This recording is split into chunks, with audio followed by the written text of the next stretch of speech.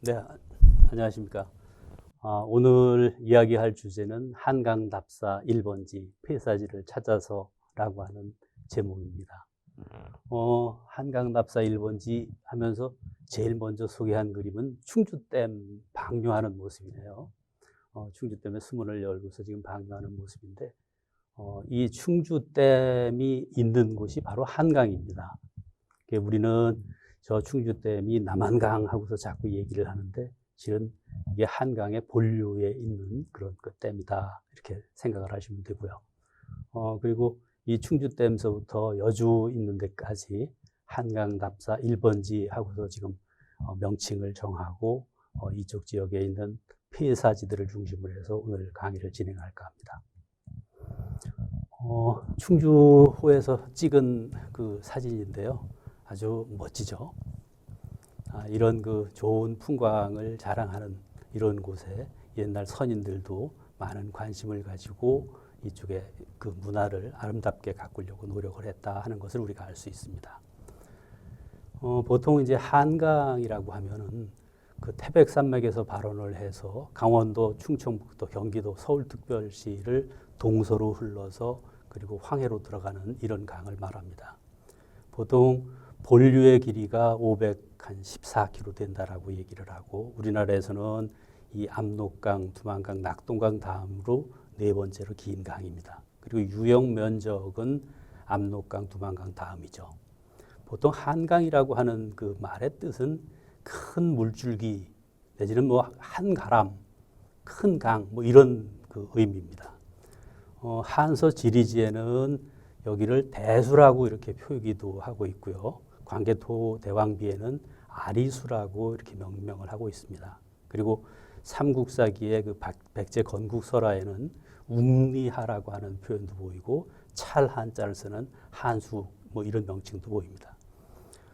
한강의 명칭에 그 한이라고 하는 글자를 쓴 것은 중국 문화를 도입한 이후의 일입니다.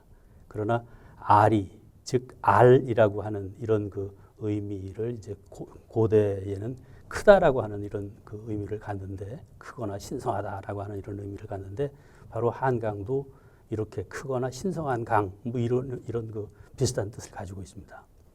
근데 이제 이 한강은 실은 본류와 지류로 이루어진 강입니다.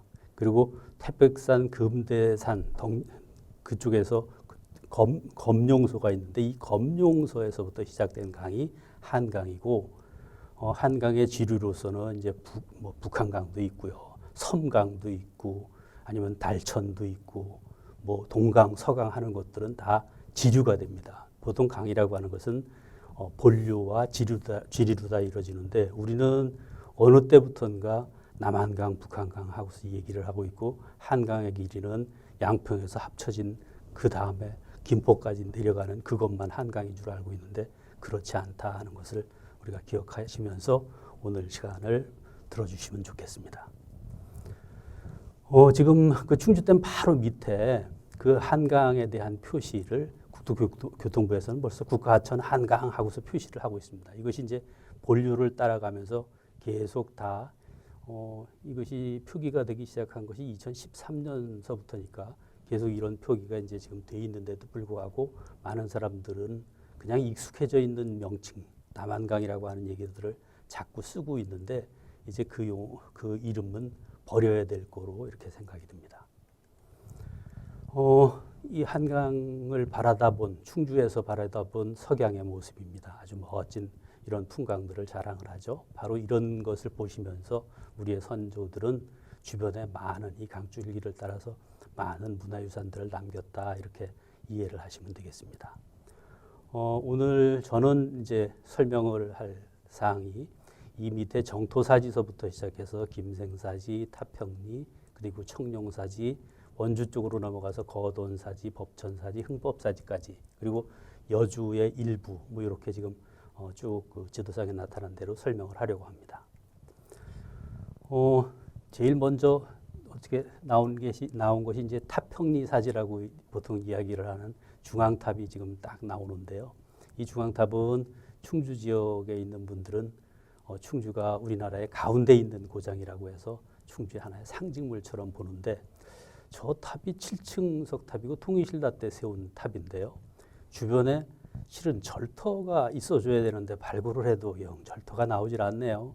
이제 그 이유는 잘 모르겠지만 충주 쪽의 입장에서 보면은 그 충주에서의 어떤 그 물줄기가 달천과 한강의 본류가 합쳐지면서 빠져나가는 그 길목에 있기 때문에 하나의 그 비보적인 그런 탑을 비보적인 모습을 띠는 것이 아니냐 이제 이렇게 생각을 하는데 저 정도의 큰 탑이 있다라고 하면 저기에 걸맞는 이 절터가 있었을 거다라고 생각을 해서 주변을 발굴을 해봤는데도 그냥 와당들은 나오는데 사찰의 그 원 사찰의 규모는 나오지 않아서 계속 지금 주목이 되고 있는 그런 지역이다 이렇게 보시면 되겠습니다. 여기서 나오는 이 와당이 탑평리 그 연암은 순막새 유겹 연암은 순막새 기와입니다.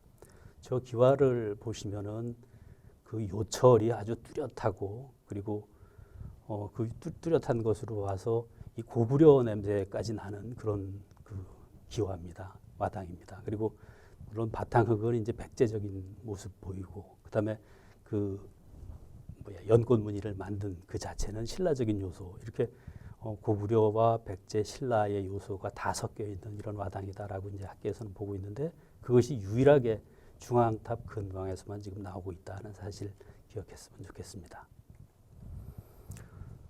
그리고 이제 시작을 정토사지서부터 좀 해야 되겠는데요. 이 정토사지는 동양면 하천리에 그 위치했었으나 충주댐으로 인해서 전부 수몰이 됐고요. 그리고 통일신라 시대에 창건돼서 고려시대까지 성행했고 조선 초까지는 존재했던 것 같습니다. 그리고 이 고려 초에 이 법경대사와 홍법국사가 주석하던 그런 곳이고요. 법경대사는 그 이현휘 스님이고 당 유학생이었다라고 나오고요. 그리고 홍법국사는 고려 성종에서 목종기에 그러니까 법경대사의 후배 스님인데 하여간 이 정토사에서 마찬가지로 그 거주를 주석을 하다가 돌아가신 이제 이런 모습인데 두 분의 그 법경대사비와 홍법국사비가 현장에 남아 있었습니다. 그리고 우리의 주목을 끄는 것은 이 정토사라고 하는 절에 고려시대에는 저쪽 합천에서 그 왜구가 침략을 함에 따라서 자꾸 옮겨 다니다가 충주에 와서 바로 이곳 정토사에서 머물렀던 고려시대의 외사고가 존재하던 그런 곳이고 이것이 바로 조선으로 연결이 되면서 자연스럽게 조선시대 충주사고와 연결되는 그런 그 책들을 많이 가지고 있던 절이 바로 정토사였다 이렇게 기억하시면 되겠습니다. 근데 충주댐이 이제 완성이 되면서 이 정토사지는 전부 다 물에 잠겼죠.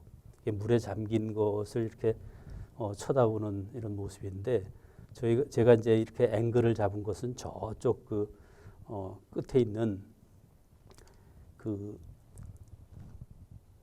옥경대라고 하는 그 바위가 이렇게 가운데 삐쭉 솟아 있는 것이 이제 옥경대라고 이야기를 하는데 저게 이제 그 커다란 안반입니다. 근데 안반을 뒤에 저희가 서 있는 사진을 찍은 뒤편 쪽에 옥녀봉이 있는데요. 이 옥녀봉에서 그 저 옥경대를 보고 옥녀가 자기 얼굴을 화장하던 이런 그 모습이었다라고 그 전체적인 지형의 형국은 그려집니다. 그런데 바로 저 옥경대 바로 앞쪽에 바로 그 정토사라고 하는 절이 있었던 건데 지금은 전부 다 물에 잠겨서 수몰되고 말았죠. 이건 조금 더 멀리서 본 모습인데 요 멀리서라고 하는 얘기는 이 정토사에 주석하셨던 분 가운데 홍법국사가 계셨는데 이 홍법국사의 승탑이 있던 자리에서 이 정토사지를 쭉 내려다보고 이렇게 한번 찍어본 그런 모습입니다. 저 옥경대 모습하고 충주댐의 물이 충만한 이런 상황을 우리가 확인할 수 있고요. 옛 그 정토사의 모습이 이제 물에 잠겨서 초라하게 남은 그런 상황들을 우리가 확인할 수 있는 거죠. 이곳 그 정토사지도 이제 충주댐 수몰지역 조사할 때 발굴이 돼서 지금 현재 보이는 그 초석들 이런 것들이 이제 그 물에 잠기지 않은 바로 위쪽에 그 그 복원이 되어 있는 그런 모습이고요. 그리고 이 초석의 세부 모습입니다. 이것들은 현장에 그냥 남아 있어서 이것까지는 볼 수가 있는데 원터의 모습은 우리가 확인하기 어렵죠. 자, 이것이 이제 보물 17호로 지정되어 있는 법경대사 자등탑비입니다. 저 법경대사 자등탑비는 뭐 그 비석을 보호하기 위해서 저렇게 비각을 하나 만들어 놓고 했는데 비각이 상당히 신식이죠. 저 정토사 그 법경대사 자등탑비. 근데 중간에 이제 비신 중간에 이렇게 뭐가 상처가 많네요. 근데 저 상처들은 실은 우리가 6.25라고 하는 전쟁을 겪으면서 그 외국 군인들이 여기다가 사격 연습을 했다라고 하는 그 이야기가 전하는 그런 모습인데요. 안타깝지만 하여간 법경대사의 그 내력을 쭉 적어놓은 그런 비석이 지금 현장에 남아있다. 이렇게 보시면 되겠습니다. 이 비석을 보면은 최연희가 찬했고 구족달이 당시의 명필이었던 구족달이 직접 썼다라고 하는 것을 알 수가 있는데 방형으로 이렇게 격자를 눈금처럼 만들어 놓고 그 안에다가 비문을 쓴 이런 그 고려시대 아주 전형적인 모습을 이렇게 우리가 이 비석에서 확인할 수 있습니다. 그리고 이 비석의 뒷면에는 여러 사람들의 이름들이 쭉 기록이 되어 있는데 법경대사와 관련된 그 제자들 내지는 그 충주 유시 세력들 뭐 이런 그 주변의 세력들이 다 이렇게 기록이 되어 있다라고 해서 이런 부분들도 상당히 주목되는 그런 자료다 이렇게 보시면 되겠습니다. 그리고 실은 이 법경대사 그 탑비하고 어울리던 실은 탑이 하나 있었을 텐데 그 탑은 지금은 사라졌죠. 동네 사람들은 그 탑이 그 승탑이 부도탑이 저렇게 가운데가 둥글고 그리고 이거보다 훨씬 컸다라고 해서 그것을 큰 알똑이라고 부르고 이거를 작은 알똑이라고 부르는 건데 이 작은 알똑은 바로 홍법국사 실상탑입니다. 이것도 국보 102호로 지정이 되어 있는데요. 이 홍법국사 실상탑은 지금 서울의 서울의 국립박물관에 가 있는 모습이고 지금 현장에는 이렇게 모형을 만들어 가지고 세워놓은 그런 상황이다 보시면 되죠. 고려시대의 승탑을 아주 상륜부에 자연스럽게 자연스럽게 이렇게 번쩍 올리고 그다음에 가운데 이제 그 알처럼 이렇게 지구의처럼 두르고 그걸 십자가처럼 끈으로다 묶은 듯한 이런 모습들을 보이게 하는데 고려시대 작품으로는 특이하면서도 독특하면서도 아주 재미있는 그러한 홍법국사라고 하는 큰 스님의 승탑 이렇게 보시면 되겠습니다. 이거는 이제 그 홍법국사의 승탑이 실은 그 반출이 되기 전의 모습들 사진들입니다. 이렇게 지금 홍법국사의 승탑과 탑비가 과거에 있었던 그런 모습을 우리가 알 수 있습니다. 그리고 이제 이곳에서 정토사에서 벗어나 가지고 이 강 따라서 그 좀 내려오면 한 4km 가까이 내려오면은 금감면 유송리에 김생사라고 하는 절터가 하나 남아 있는데 지금은 저렇게 그냥 터만 있을 뿐이지 허허벌판입니다. 여기 다만 김생사지에는 김생 선생의 집잡이만 저렇게 덩그러니 남아 있다 이렇게 보시면 되는데요. 근데 김생은 뭐 선생 다 잘 아시겠지만 우리 해동 필가의 조종하고서 얘기할 정도로다가 우리나라에서는 가장 글씨를 잘 쓴 사람으로 그리고 아주 할아버지 같은 분으로 이렇게 알려져 있는데 바로 김생 선생의 그 행적은 뭐 전국 여러 군데에 있습니다. 근데 바로 이곳 그 금감면 유송리 김생사에서 말년을 보냈다라고 하는 얘기가 정확하게 그 여지도서의 기록이 동국여지승남의 기록이 남아 있고 그리고 김생과 관련된 이야기가 주변에서 많이 전합니다. 예를 들어서 김생사지 바로 옆에 그 김생 제방이 있었는데 이 김생 제방은 자꾸 강이 범람을 하면서 주변이 이제 유실이 되니까 그 부분을 방지하기 위해서 김생 선생이 도수를 뿌려서 쌌다 하는 그런 얘기들도 나오고요. 그러니까 김생 선생과 얽힌 많은 얘기들이 전하고 있는 데가 바로 이곳이다 이렇게 보시면 됩니다. 최근에 발굴을 해보니까 이곳 김생사지에 의외로 그 통일신라 시대의 그 유물들이 그 막세 기와나 이런 것들이 많이 발굴이 돼가지고 실질적인 전설과 이래 합당한 것으로 이렇게 지금 알려져 있습니다. 이 전체가 충청북도 기념물로다가 이렇게 지정이 되어 있다 이렇게 보시면 되겠고요. 지금 그 앞면에 뒷면에 쓰인 사항들이 이게 김생 서체입니다. 최근 들어서 이제 김생 선생의 그 친필은 실질적으로 확인하기 어렵고 백월서운비라든지 뭐 전유함 산가서라든지 하는 이런 그 김생 선생이 썼다라고 전하는 그 필적들, 그리고 김생의 글씨를 가지고 집자를 했다라고 하는 이런 집자비들이 이제 조선 중기 후기에 이렇게 많이 찾아지면서 그것들을 가지고서 저는 집자비를 현장에다가 만들어 놓은 그런 모습입니다.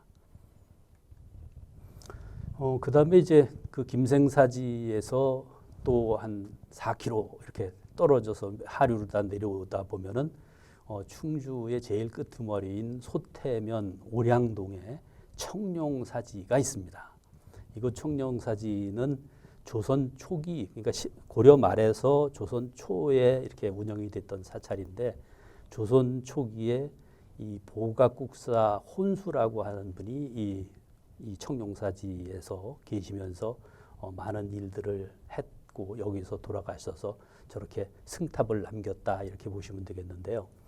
이 청룡사가 지금은 저렇게 그 보각국사의 승탑만 남아 있고 뭐 아무런 어떤 흔적들 내지는 조사가 된 것들이 별로 없어가지고 우리한테는 상당히 좀 안타까운 모습을 보이는데, 실은 충주에서는 저 청룡사지 승탑이 실은 전에는 다 쓰러져 있었던 겁니다. 근데 78~6년경에 충주의 그 김재식 선생이라고 하는 문화공보실장이 이제 중원군의 문화공보실장이 저거를 안타까워하면서 자기가 이제 저걸 세우는 작업들을 했고요.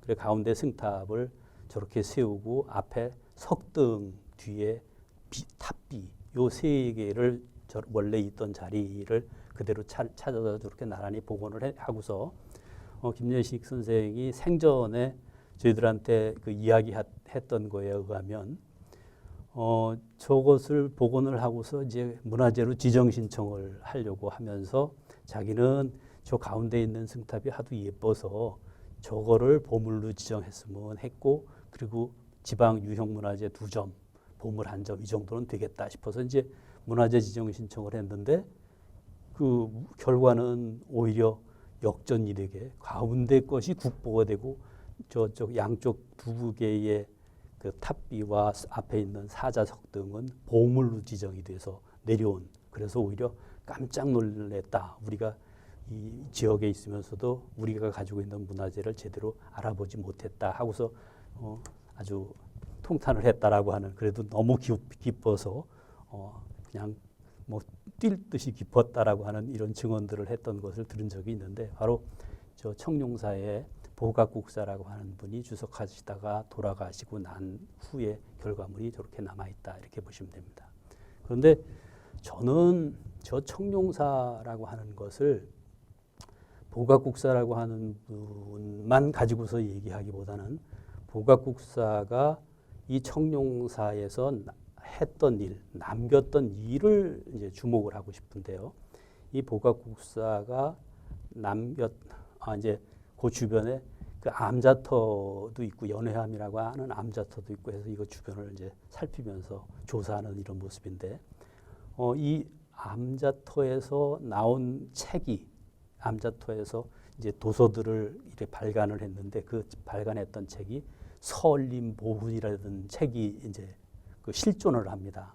근데 이 설림보훈 외에도 뭐 선종영가집이라든지 호법론이라든지 뭐 금강 반야경 소론찬요라고 하는 이런 책들 한 4권 가까이 되는 책들이 이제 고려 말에 주로 여기 청룡사에서 인간된 그런 책들이 이제 확인이 되는데요. 저 설림보훈은 지금 충주 박물관에 소장을 하고 있는 겁니다. 근데 이 설림보훈의 제일 그 끝 부분에 가서 보시면은요, 여기 선광 8년 무오 2월 서우 연해암 하는 얘기가 그렇게 글로 쓰여 있지 않습니까? 저 선광 8년이라고 하는 해가 정확하게 1378년입니다.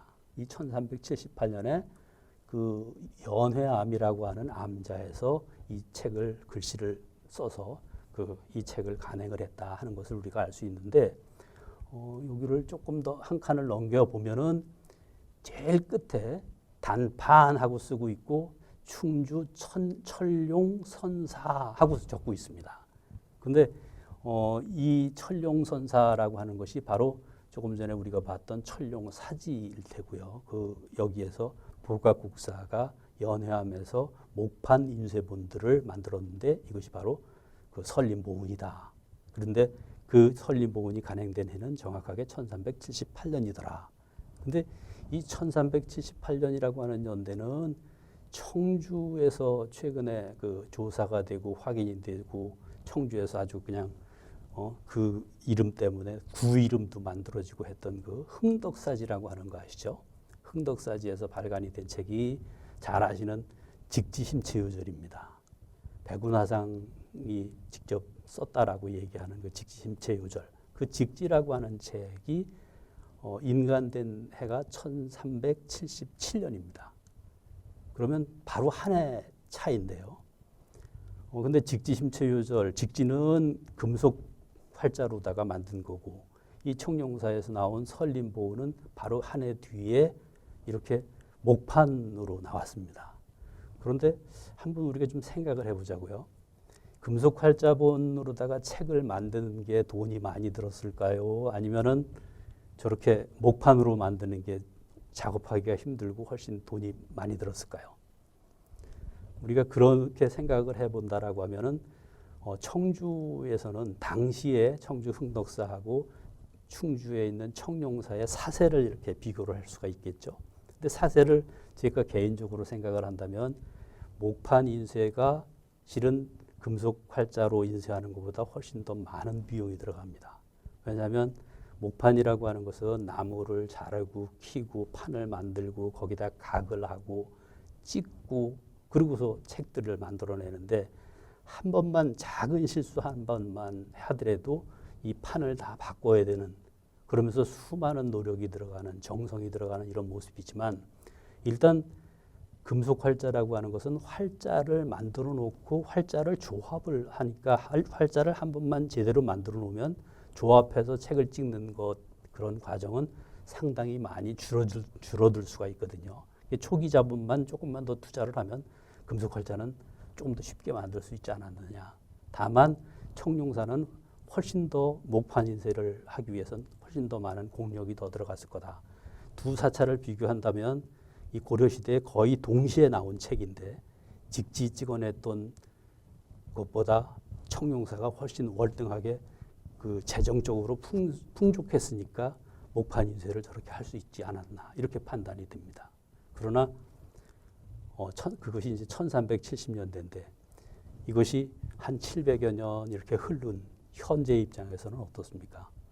세상 일이라고 하는 것은 잘 모르지만 일단 청룡사의 인쇄술 이건 물론 우리의 전통 다라니 경서부터 시작된 그 목판 인쇄의 전통이 계속 지속이 된 전통을 고수하는 쪽에서는 대단한 모습이지만 세계적으로 평가를 하기에 새로운 활자를 금속 활자를 만들어서 그것으로 책을 만드는 것 자체가 훨씬 높이 평가를 받을 수 있는 요소잖아요. 그러니까 지금은 청룡사라고 하는 절은 뭐 전혀 알려져 있지 않은 모습이지만 대신 흥덕사라고 하는 직지를 찍어냈던 절은 세계적으로 유명한 이런 사찰이 된 이런 모습으로 상황이 역전이 된 상황들을 우리가 읽을 수 있습니다. 세상만사 새옹지마라고 어떻게 될지 모르는 거죠. 하여간 이런 모습이 설림보훈에서 우리가 확인할 수 있는 겁니다.